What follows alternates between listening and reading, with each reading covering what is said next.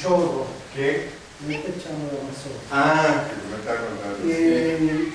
No sabe dónde lo dejó. Él dice Mucuy, Cani dice que lo dejó por aquí a saque de la carnaval. Donde éramos nosotros, por ahí, que no sé caminar. Allá en Compasa, nosotros estábamos viendo, ¿no? Y durante escalada no había nadie aquí.